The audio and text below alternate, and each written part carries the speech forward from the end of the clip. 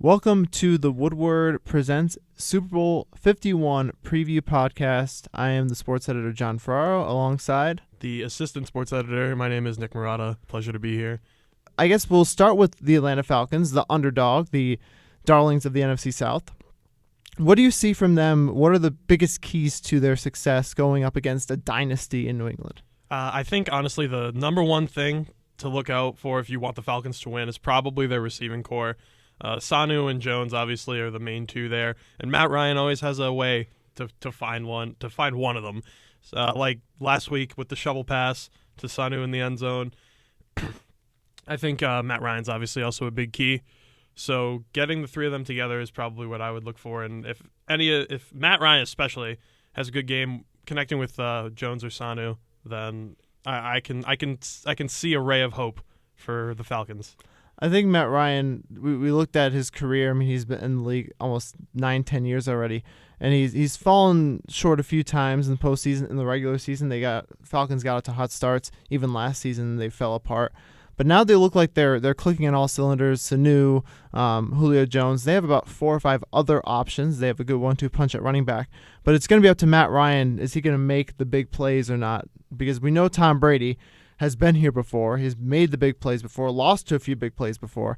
But what's Matt Ryan? What's his motivation in the biggest game, and how is he going to kind of react to that? Because even the best players in the league have talked on several sports shows and says that it's a totally different atmosphere than the NFC Championship and the playoffs. It's the Super Bowl. What do you look at defensively for Atlanta? For Atlanta's D, I mean they haven't been like too impressive. I mean they even let up 21 points to the Packers, right?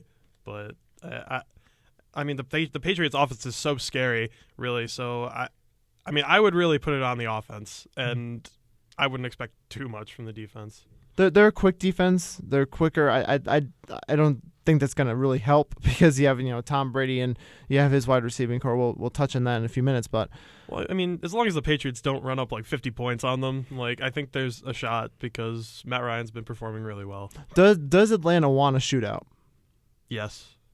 I don't think the Patriots want to get in a shootout with Atlanta. No, I don't think so either. I think it's the defense who can make 2 or 3 stops at this point because we saw Green Bay. They couldn't make a stop. They had one punt. The ball was on the ground a few times, but they gave up 4 straight touchdowns in that game. The Patriots and that defensive-minded head coach need to make at least a few stops because we know what Tom Brady's going to do ultimately. But that defense in Atlanta, I mean, they're a lot of young players. They have a lot of speed.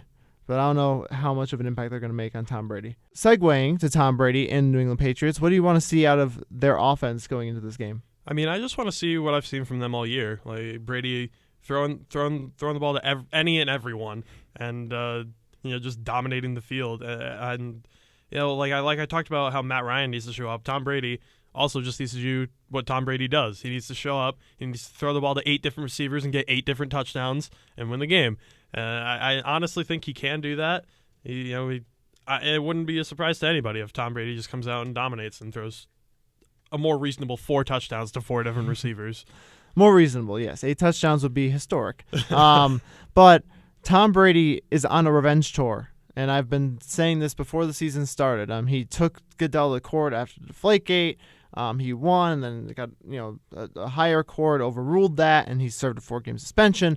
He's been on a revenge tour since day one, and he wants to get that Super Bowl ring and have Raj Goodell hand him the trophy. I think that's been the driving force for Tom Brady. I don't know about anybody else on the team, Chris Hogan, Edelman, LeGarrette Blount. I think it's just Tom Brady and Bill Belichick wanting to get back at the commissioner of the NFL.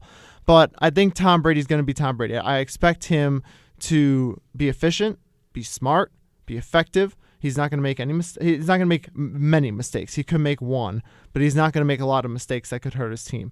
I haven't seen too many quarterbacks that haven't made a lot of mistakes, and he's one of them. But I think the next factor could be LeGarrette Blount because he's been a decent, solid running back, very solid running back throughout the season. If he runs the ball effectively early, it could open up even more things for Tom Brady. Yeah, I would agree. He's really their goal line threat like a lot. I don't think he broke off too many big runs, but once they're within like the 10-yard line, you'll see them give it to him a lot. and he will like you will see him just like score a touchdown within like inside the 5-yard line and just kind of pound one in there. Most of the time, I think the Patriots' touchdowns come from Brady at like the 30-yard line, just like throwing one to Chris Hogan. And if they get inside that zone, LeGarrette Blount really shines. Like get inside the 10 to 5-yard line, and you can see him score a touchdown or even two in the Super Bowl. I'm hoping to see that Tom Brady can take advantage of that. We know he's going to look at throwing the ball deep. And not even that. I mean, they're a big play offense, but they can do the short game too. Tom Brady can have that ball out in 2 seconds. To Edelman or to Hogan or to somebody in the slot that is just going to go and get it. But without Gronk, we haven't even mentioned Gronk. Yeah, we thought it would be a huge detriment to this team when Gronk went down, and it hasn't. They've looked fine. They've just kept going. Was Gronk overvalued at all? I don't think so, because his numbers really reflected the praise that he got. And I think Tom Brady loves throwing the ball to the tight ends. So I don't think his value... He's got Bennett. Yeah, he does. Martellus Bennett's been insane this year. So I think that Gronk is always going to be a monster when he's on the field. And I just think it's a testament to how good the Patriots are, or at least how good Bill Belichick is as a coach. One of our last topics I want to touch on is legacy, I guess, for both quarterbacks. Matt Ryan, I've mentioned that he's been chasing that elusive ring for years, and Tom Brady now looking for his 5th Super Bowl and 7 appearances for him. What would a win mean for Tom Brady, and what would a win mean for Matt Ryan? I think Tom Brady's already cemented himself in that top like X quarterbacks, whatever you want to say, like top 10, top 5. I don't know about like top 2, but like top 5 quarterbacks, most certainly. Like he's just one of the all-time greats of the NFL. So I think another Super Bowl ring would just like, it's just another thing to add to the argument, like almost like a Michael Jordan kind of thing. It's like we already know that he's like one of the greats, if not the greatest. And then but for Matt Ryan, I think this means a lot, like a lot. And winning a Super Bowl like this would probably just put him alongside like the Eli Mannings of the world, like the okay, you're a good quarterback. Like I really respect you as a quarterback. Big like, Ben. I mean, yeah, Big Ben Roethlisberger, Eli, another. Aaron Rodgers. I think too. Aaron Rodgers is above. I know, but skill wise, yes, but they would have. He would be along with those guys. Like, and I think he deserves it because his numbers reflect how good a quarterback he is. But he doesn't have the rings like Eli does, like Ben does.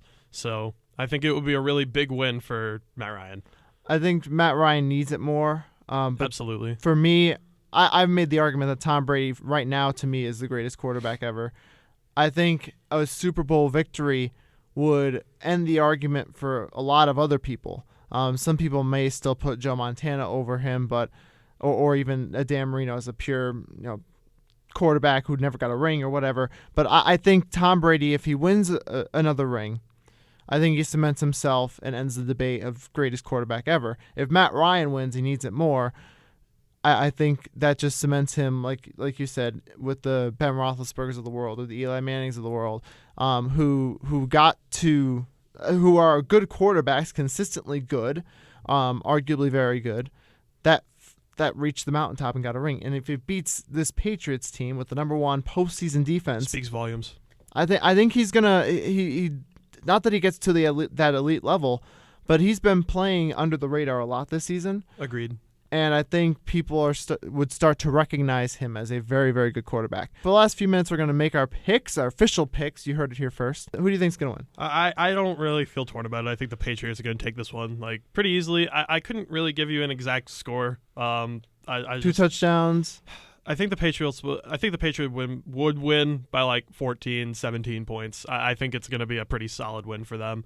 I think by halftime you're going to know like the Patriots are up by like 10 points, and it's going to be like, okay, this one's going home already. But who's the MVP? Tom Brady. I went back and forth in my head because I love Atlanta's offense. I love the dynamics of it. But I think Bill Belichick's going to do what he did to Antonio Brown last week. 7 catches, 77 yards. Julio Jones, to me, needs to have a big game in order for the Atlanta Falcons to be effective, because I think he gives that team confidence when he plays well and when he's getting the ball and he's getting their momentum going. But I went with the Patriots 34-30. I know a lot of people think it's going to be a low-scoring game, but I think the Tom Brady and Bill Belichick defense, offense is going to make one more play or 2 more plays more than the Atlanta Falcons, and Tom Brady will be 5th Super Bowl champion, and Roger Goodell is going to have to hand that trophy to the New England Patriots. It's going to be beautiful. It's beautiful. I can't wait to see it. But thank you guys for listening. Hopefully you enjoyed our podcast. So for Nick Marotta, I'm John Ferraro. Thank you guys for listening, and we'll check in with you guys later.